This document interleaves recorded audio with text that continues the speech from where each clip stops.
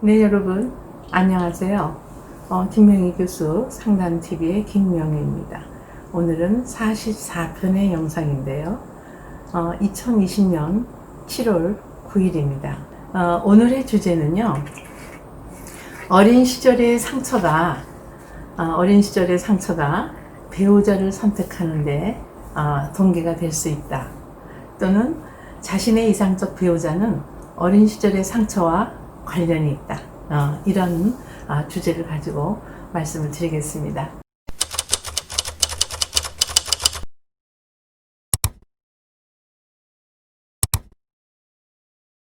얼마 전에 저를 어떤 분이 찾아오셨는데요. 그분이 어떤 문제로 힘들어 하셨느냐 하면요. 저에게 이제 도움을 청하러 오셨는데, 결혼을 지금 한 15년 차 되었고 40대 초반이었습니다. 그리고 남편은 40대 후반이시고요.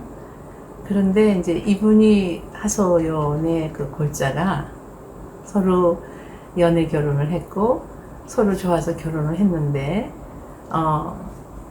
날이 갈수록 남편이 심하게 막말을 하는 것 때문에 힘들다, 이제 그런 내용인데요. 근데 이제 결혼 전에도 이렇게 욕을 잘 하셨대요, 남편이. 근데 그거를 그냥 넘겼답니다. 그냥 그러려니 하고. 그런데 이제 결혼해서 그 욕하는 그 수준이 점점 더 높아지고 잦아지고, 그래서 이제 결혼 생활 15년 동안 하면서 많이 힘들었는데 도저히 더 이상 못 살겠다, 이제 그런 생각을 하게 됐고 이혼을 생각하게 됐다. 이제 내용은 그런 거였습니다.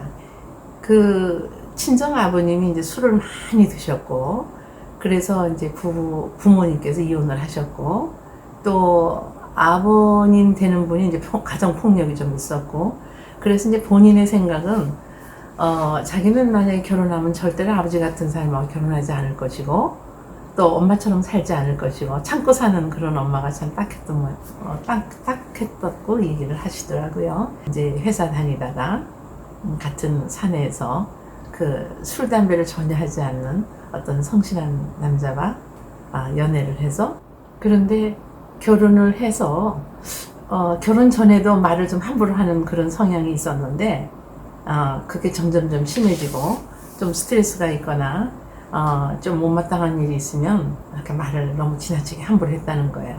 그럴 때마다 술을 안 먹고 담배도 안 피는 남편이 고맙기만 해서 그냥 그런 정도의, 또 그거는 그냥 넘어갔다는 겁니다. 근데 이제 최근에 와서는 내가 이렇게 심한 모욕적인 말을 이렇게 들으면서 살아야 되나, 이제 그런 생각이 들면서 이제 도저히 못 살겠다, 이렇게 됐고, 요즘에는 싸움이 더 잦아지고, 또 이 코로나 때문에 남편이 잠시 직장을 쉬고 이렇게 집에서 육아를 하게 되고, 본인은 이제 개인적인 사업을 하고 있기 때문에 이제 그 사업을 지금 계속 하고 있어서 수입은 이제 자기의 수입으로 이제 결혼하는데 뭐 큰 지장 없이 살고 있다, 이제 이런 내용이었습니다.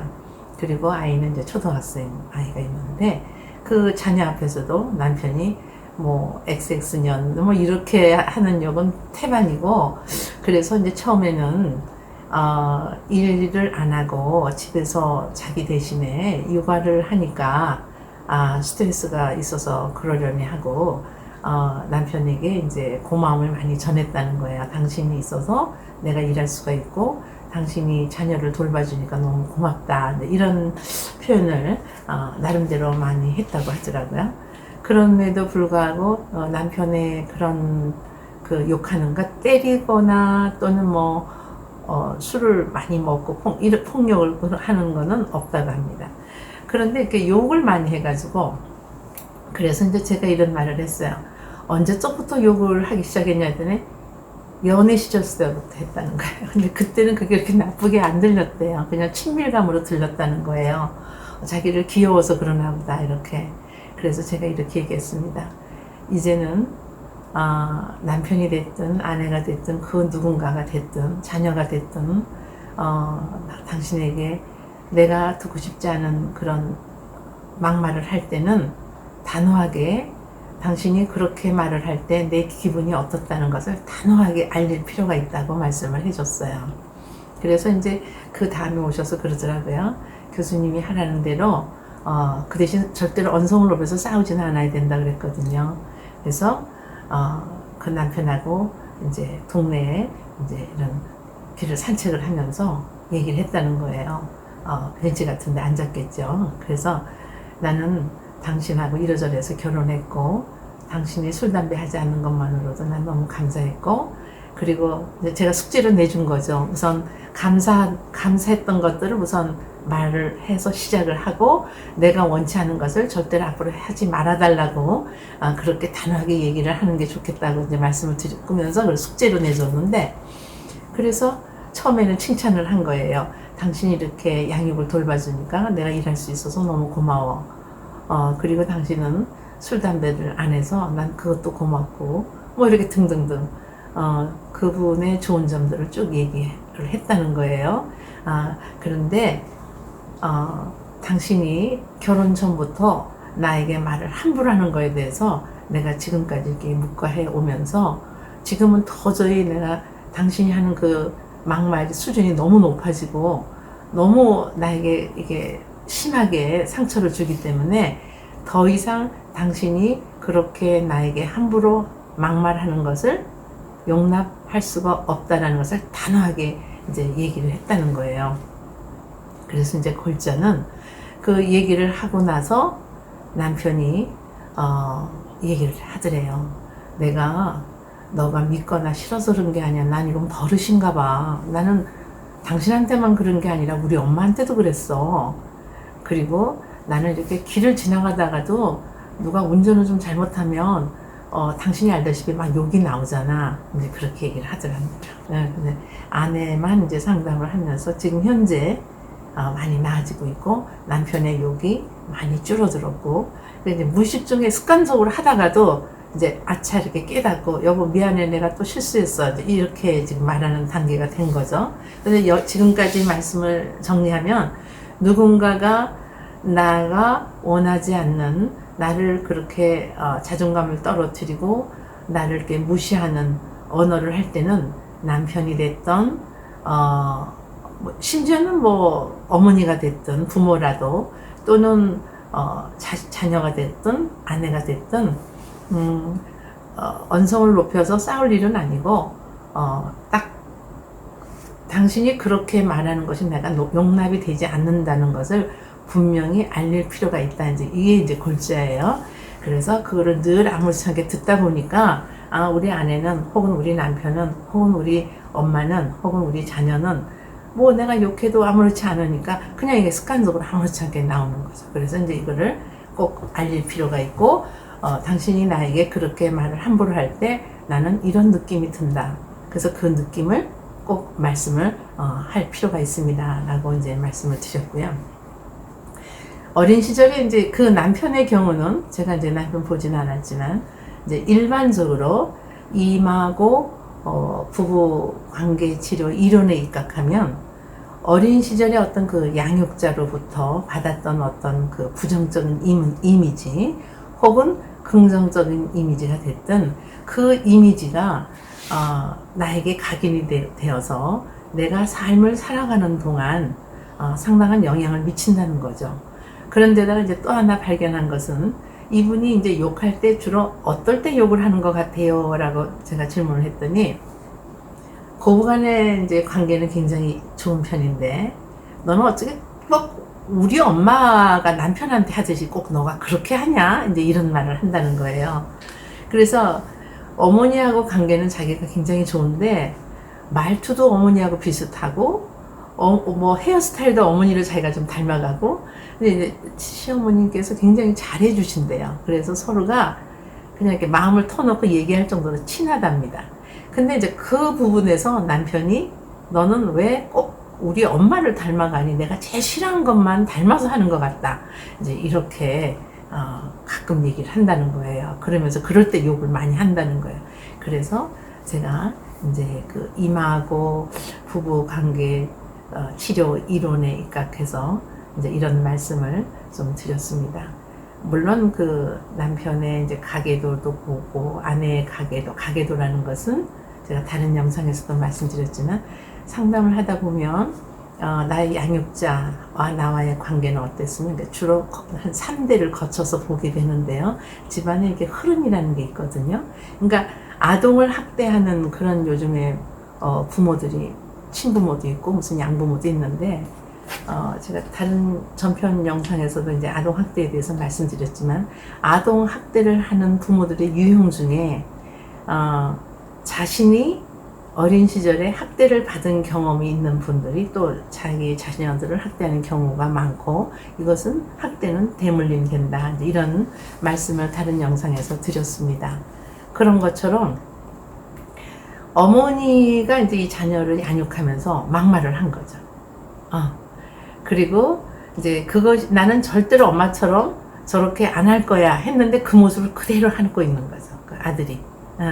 그리고 어떤 문제가 있거나 어떤 스트레스가 있을 때 그것을 어떤 사람은 술로도 풀고 어떤 사람은 뭐 다른 어떤 뭐 게임으로도 풀고 뭐 도박 또는 쇼핑 또는 뭐 다양하게 있겠죠. 뭐 이렇게 친구를 만나서 수다를 떠는 경우도 있겠고 뭐 쇼핑을 한다거나 아니면 뭐 취미생활로 운동을 한다거나 뭐 이렇게 어떤 자기의 스트레스를 푸는 그 방법이 있을 텐데 자기 남편은 그렇게 이제 욕을 하는 것이 스트레스를 푸는 것 같다라고 이제 말씀을 하셨어요. 그래서 이러한 경향은 그러니까 우리가 이렇게 살아가면서 어린 시절에 나를 양육했던 부모님으로부터 나는 절대로 저 모습은 난 안 해야지 하는데 언젠 나도 모르게 내가 나의 부모님을 닮아가고 있더라 이렇게 말씀하시는 내담자들이 상당히 많이 있고 또 우리가 연구 결과 또 그렇게 나는 절대로 우리 엄마처럼 저렇게 안 살 거야 했는데 자기도 모르게 자기 의지와 상관없이 엄마의 삶을 따라가는 그런 자녀들도 많이 있는 것을 우리가 연구 결과 알 수가 있습니다. 그러니까 어린 시절에 충족되어야 할 그런 기본적인 충족 욕구가 충족이 되지 않았을 때 그것을 충족하기 위해서 근데 그것을 충족해 줄 대상이 이제 배우자에게 기대하는 경우가 많이 있죠. 또는 이제 자녀들에게 그러니까 자기가 충족되지 못한 욕구 불만의 어떤 그 충족을 일생을 통해서 그것을 얻고자 하는 그러니까 어떤 무의식 속에 우리는 우리 내면의 무의식 속에 내가 잘 인지하지 못하는 깨닫고 있지 못하는 그런 나의 감정들이 이렇게 무의식 속에 숨어 있단 말이에요. 근데 이것들이 내가 삶을 통해서 말하고 행동하고 관계하고 또 어떤 문제를 만났을 때 그 문제를 해결해 나가는 어떤 그런 방법들이 이 무의식에서 작동이 된다는 거죠. 그러니까 내가 받은 이 상처는 이 무의식 속에 다 그 감정들이 그러니까 내가 우울한 감정이 있으면 세상을 볼 때 우울하게 보이겠죠. 또 그 외에 어떤 슬픔이나 분노나 어떤 적개심이나 또는 비탄이나 뭐 이러한 감정이 있다면 그 감정, 그 무의식 속에 있는 그 감정이 나를 움직이게 내 의식 속에서 나를 이렇게 뒤에서 컨트롤하는 어떤 그 그림자가 되어서 나를 이렇게 삶을 살아가는데 영향을 줄 수 있겠죠. 쉽게 얘기하면 이제 그렇게 말씀을 드릴 수가 있는데요. 한 배우자가 이렇게 함부로 욕하고 무시하고 이런 행동을 할 때 그거를 그냥 이렇게 묵과하지 마시고 그때그때 이렇게 다 해놨다가 뭐 이렇게 메모를 해도 괜찮아요. 구체적으로 당신이 내가 이러이러했을 때 이렇게 말했는데 당신이 이렇게 말할 때 내 감정이 이랬고 난 당신이 앞으로 나를 그렇게 막대하는 그런 당신이 나를 그렇게 막대할 때 나는 이런 감정이 들고 정말 내 결혼 생활에서도 내가 이렇게 무시당하고 이런 삶을 내가 살아도 되나 하는 생각이 들 정도로 그렇게 해서 얘기를 하라고 그랬어요. 쉽게 말하면 아이메시지죠. 내가 느끼고 있는 감정을 그냥 속으로 하고 그냥 구석에 가서 눈물 짓고 울지 마시고 얘기를 하셔야 됩니다. 왜냐하면 욕을 하면서 남편이 그 심각성을 못 느낄 수도 있기 때문에 그래서 이제 골자가 1단계는 남편이 그런 말을 함부로 할 때 내 느낌이 어떻다는 것을 꼭 알릴 필요가 있다. 이제 그런 얘기였고요. 그러한 그 남편과 아내가 생각보다 많거든요. 그러니까 말만 바꿔도 인생이 바뀌는데 이게 말이 쉽게 안 바뀌는 거여서 첫 단계는 내가 무엇 때문에 화났는지를 잘 인지를 해야 되고, 그 다음에 나를 늘 같은 방법으로 이렇게 화나게 하고 스트레스를 주는 부분을 그냥 묵과하지 마시고 그 상대에게 언성 높이지 않고 아까도 말씀드린 것처럼 분명하게 상대가 깨달을 수 있도록 알려줄 필요가 있다. 이제 그걸 말씀드리고 싶고요. 이렇게 이제 의식적으로는 사람들 모두가 긍정적 모습을 지닌 이상적인 배우자를 이제 찾겠죠. 그런데 그 자기가 찾는 그 배우자의 어떤 그 이상적인 그 이상형이라고 하는 것이 결국은 자기의 어떤 상처와 관련이 있다는 거죠. 그러니까 무능했던 아버지 밑에서 자란 자녀는 능력 있는 남자, 이게 이상형이 될 수가 있고, 또 욕하는 그런 엄마나 아버지 밑에서 자란 아이는 말을 이쁘게 하는 여자, 또 나를 배려해주고 친절하게 대해주는 남자, 뭐 이게 또 이상형이 되겠죠. 어떤 분은 이상형이 누구인가 말을 이쁘게 하는 여자라고 그러더라고요. 근데 이제 결혼 전엔 다 말 이쁘게 하죠. 네, 결혼하면 이제 그게 이제 드러나죠. 속에 있는 그런 어떤 트라우마들이 이렇게 투사가 되죠.